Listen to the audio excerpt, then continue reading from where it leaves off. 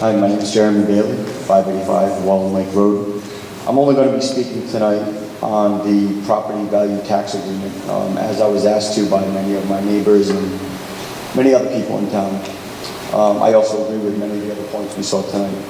But before I get into that, I just want to ask Mr. McElroy, who did a great job negotiating a starting point for this contract. I really believe that. He put a really good presentation together tonight. I have a question, and maybe you can answer it later. You mentioned that, Oxford went forward with their power plant without a tax treaty. I believe that power plant was already cited, and this was an add-on to the power plant. And if the tax treaty was not signed, it reverted back to an old agreement. So I believe that's kind of an apples to oranges. I may be wrong, but I'll let you comment on that later, maybe a later date, because I think we're going to run out of time tonight, or everyone's going to fall asleep. Some folks said earlier that, as town council members, you all have a fiduciary duty to protect the financial stability of the town. To that, I absolutely agree. But as far as this agreement goes, I still believe there's more work to be done. And I don't see what the rush is. I understand that you'd like to get a couple of dollars to potentially have to fight and venture down the road. But we just don't believe that it should be done right now. Not now. That's what we're asking. I also understand that you guys probably feel that you've worked very hard in this agreement, and that while you're still sitting members of the council, that you want to sign this agreement. And I can understand that. There was a lot of work put into this, clearly. But in several weeks, there's going to be 2 or 3 new members to the council. And from my experience as an engineer, being thrown on projects that have been ongoing for a couple of years, having new people come on to that project, or in this case to our town council, it adds a whole new level of enthusiasm, a different point of view, and be able to look at something from the outside in. You may notice something that people that are very close to the project or the situation may not have noticed. So I think it's important to wait until at least the new council is cited. And keep in mind, we still have many of you, the majority of you are still going to be on the council, so I really don't see the harm in waiting. Let's get into one other thing. By signing this tonight, you're essentially giving the energy a budget. I'm sure you've thought of this. Once you sign this, you've now given them a budget for the infamous water source that they're probably getting or trying to get from Woonsocket, or who knows. We really don't know. Onto the property value agreement. And really, that's by name only, because the terms of this agreement seem to do nothing close to protecting our property values. Let's talk about the appraisal first, please. You can hire your own qualified appraiser as long as they're on the list that's in that agreement. And it was weird that I didn't see Keegan Appraisal on that list. For many of you who don't know, Keegan Appraisal, he's been an appraiser for 20, 30 years, I don't know how many. He actually lives right here in town. I believe he actually did the appraisal on my house when I purchased it. So to give us this short list of of appraisers is quite insulting to me. It says if a qualified appraiser appraises the value of your house, and that appraisal has to be done assuming there's no power plant. I agree with that. However, if your house sells for more than 10% less than that value, they have the right to bring in another appraiser, and should that appraisal come in less, I believe they'll do an average of that, so you could be getting significantly less or nothing at all.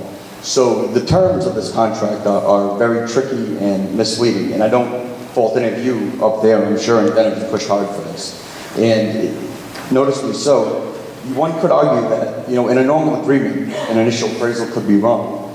And once your house sells, there's a reasonable argument why your house might sell for less. However, your house is selling with a power plant going in. Because if this agreement's enforced, it means the power plant's being built. Okay? So there's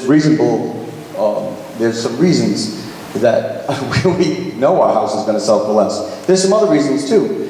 Simple supply and demand in economics. What if we have a sudden flood of homes? This plant gets approved, shovels in the ground, 30 homes come up on the market.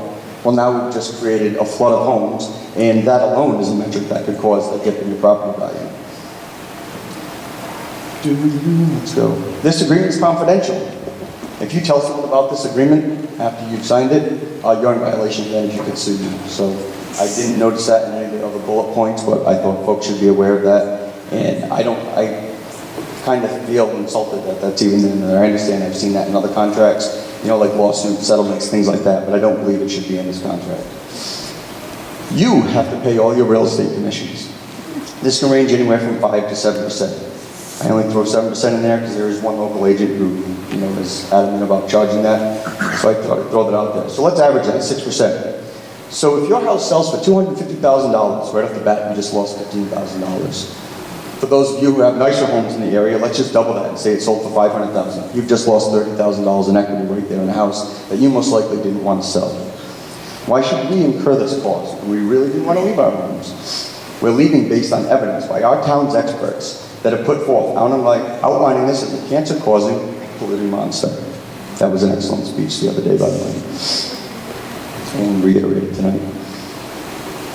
This agreement should put the expense of the commission and all closing costs on an Invenergy, not on the homeowner. You can't hire a relative to sell your home. I'm a real estate agent, so I guess I'm related to myself, so I can't sell it. Now, this provision could be acceptable if the homeowner was not responsible for all those costs. I'll hire any agent in town that I like and respect. There's many of them. You have to pay your own moving expenses. This could cost anywhere from $10,000 to $15,000. I know, I just did it 5 or 6 years ago. If we're essentially being driven out of our homes, why should we pay our own moving expenses? Right. I don't understand that. It doesn't make any sense to me. I think we need to improve it. You'll be getting $1,500 for your inconvenience. Quite frankly, that's an insult. I mean, this amount should be replaced with the amount I outlined above for the moving expenses. You're responsible for trying to sell your house for 165 days. Why is all this burden being put on us? Frank Sylvia mentioned earlier, when there was a power plant that wanted to come in, they were going to offer him a price for his house and a premium. That's fair. Taking the burden off of him. You can also opt out of this agreement by taking a one-time payment of $5,000. Again, I really feel that this amounts an insult. I really do. This agreement's also confidential if you opt out. So if you go back to someone, hey, I got $5,000, you're in violation of the contract, and they can come and seek damages.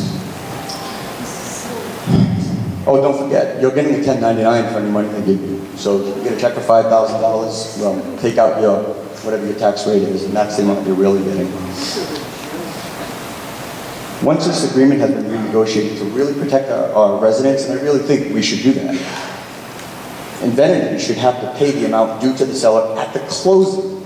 If you look in the agreement, if I read it right, Mr. McElroy, they have 60 days to pay me. So after I've closed, I've moved out of my house, it's 2 months before they even have to write me a check. And who's to guarantee they're going to write it then? I think, for a few reasons, it should be paid at the closing. One, some of these folks may actually need that equity in their house actually close. What if part of that money that they were going to give you, you're not able to come up with? Now you can't close. You're stuck. You're frozen. This will force them to also pay the money in a timely manner. This should also be a provision. There should be a provision in there that if there's a delay of the closing because Invenergy has not provided their share of the funds to the closing agent, that Invenergy should be responsible to damages to all parties. That may include additional mortgage expenses due to extend rate locks, a per diem for taxes owed on the property, per diem for taxes owed on the property past the scheduled closing date, and additional storage or moving expenses. Can you imagine if you had your whole house packed up and you're sitting there and you're waiting to get this check to get to your next place? It might be a double closing. Now you're stuck. This could get very expensive. We need to make sure that the list is expanded. You know, Round Lake is a great example. A few people have mentioned that tonight. That's really important to me. I know so many people up there that have called me and said, why am I not in the list? Like I was supposed to know, but they didn't know that. And they were like, I honestly don't know. And to further argue the point, we really don't want to draw a radius. A radius determines a circle from a center point. Really what you want to do is we should be going to the property lines, and we should be doing an offset of that. So whatever that distance is, we need to be doing an offset to make sure we're properly grabbing all the properties that should be on that list. Let's see, Mr. McElroy, you said that the PDGA is not typical to have. And I'm paraphrasing something you just said. It's almost like saying we've always done it this way. And quite frankly, it's a very dangerous phrase to use. In case you haven't noticed, and I'm sure you have, the people of this room and throughout all of Burrillville, we want to be pioneers of change. We don't want to do things the way they've always been done. We want to be pioneers of change. And I'm wrapping up, I'm almost done. I want to throw out there that, we have this agreement for the property value agreement. I don't think Invenergy has still to this day answered what the blast radius was. And my father mentioned to me the other night, and he said, if they're going to be pumping water from Woonsocket uphill all the way to Burrillville along Lake Road, how many pumping stations are they going to need along the way? I thought, that's an excellent question. What if all of a sudden you're on that route and now you got a pumping station sitting in front of your house? I'd be pretty upset, to be honest with you. Same with the sewer. I don't know how it's going to work. I'm not a design engineer for sewer plants, but if this is a high compression line going to a high pressure line going to an unpressurized line, there's got to be some mechanism to step down that pressure. So if that was in front of my property, again, I'd be concerned. And what if a car hits and it goes down? Are they going to have to shut the power plant down? There are so many unknowns here. It just makes sense to wait at this time. We need to wait. And I know we're going to wait. I can just tell, just by looking at you. You guys realize, you've done a great job. But there's still a little bit more work to do. I know. So at that, I'll stop. I know it's getting late. Thank you very much for taking the time to listen. We look forward to hearing some of your answers. Thank you.